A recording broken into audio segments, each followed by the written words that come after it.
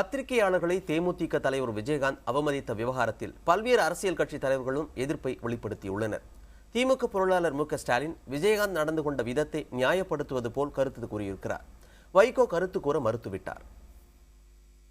காட்டுமிராண்டித்தனமாக நேற்று பத்திரிகையாளர்கள் கேள்வி கேட்கும் போது பதில் சொல்ல முடியலன்னா அந்த இடத்த விட்டு போயிடணும். தூணு துப்பக்கூடிய அளவுக்கு ஒரு மனிதன் இன்னைக்கு இருக்காருன்னா இதை விட மோசமாக ஒரு அரசியலில் யாராலையுமே இப்படி பேச முடியாது. இதை பத்திரிகை உலகம் நிச்சயமா கண்டிக்கணும். முதலமைச்சர் ஜெயலலிதா அவர்கள் ஆட்சிக்கு 2011 வந்த நாளிலே வாரத்திற்கு ஒரு முறை, அதுவும் வியாழக்கிழமை உங்களை நானே அழைத்து பேசுவேன் என்று சொல்லியிருக்கிறார்.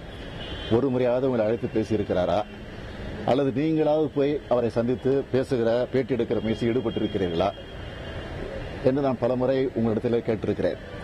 ஆனால் அந்த செய்தியை நீங்கள் வெளியிடுவதே கிடையாது. அதைத்தான் திரு விஜயகாந்த் அவர்கள் நேற்றைக்கு அந்த செய்தியைத்தான் கேட்டிருக்கிறார். முதலில் அதற்கு பதில் சொல்லுங்கள், அதற்கு பிறகு நீங்கள் கேட்கக்கூடிய இதை ஏன் இதை ஹைலைட் பண்ணல? நீங்கள் காரி துப்புற அவருடைய கடந்த கால வரலாறு ஒன்று உங்களுக்கு தெரியும். அது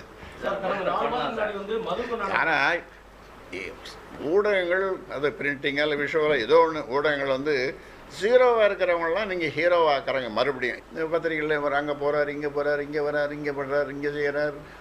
இது தினம் செய்தி அது இல்லாமல் இல்லை, நேற்று செய்தி இல்லாமல் இல்லை. அதுக்கெல்லாம் உங்களுக்கு வட்டியும் முதலுமா அந்த மாதிரி பண்ணிட்டார். சகோதரர் விஜயகாந்த் அவர்கள் நேற்று பத்திரிகையாளர் சந்திப்பில் நடந்து கொண்ட முறையை பற்றி இன்று நீங்கள் கேட்கிறீர்கள். அவர் சொன்ன கருத்தில் எனக்கு உடன்பாடு உண்டு, ஆனால் அவர் நடந்து கொண்ட முறையில் எனக்கு உடன்பாடு கிடையாது. கருத்து என்றால் பத்திரிகையாளர்கள் நிச்சயமாக, ஏன் நாங்கள் பாரதிய ஜனதா கட்சியின் சார்பில் 3 நாட்கள் பத்திரிகையாளர் சந்திப்பை வைக்கிறோம் என்று சொல்கிறோம்?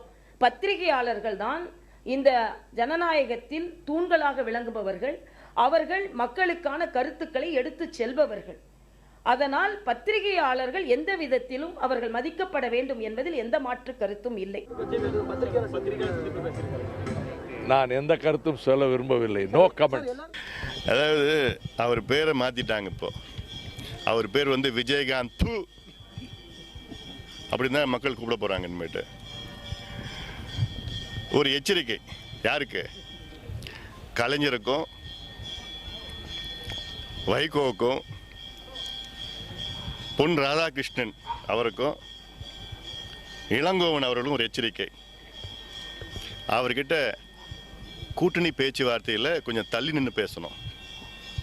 இந்த பத்திரிகை நண்பர்களை அவ்வாறு கூறியிருப்பது அவ்வளவு சரியாக தெரியவில்லை. இருப்பினும் அவர் வயதில் பெரியவர்.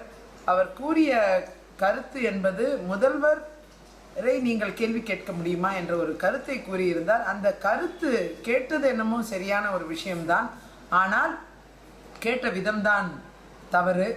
ஒரு எதிர்கட்சி தலைவருக்குன்னு ஒரு மதிப்பு, ஒரு கண்ணியம், ஒரு பொறுப்பு இருக்குல்ல, அதுக்கு தகுந்த மாதிரி அணுகணும்.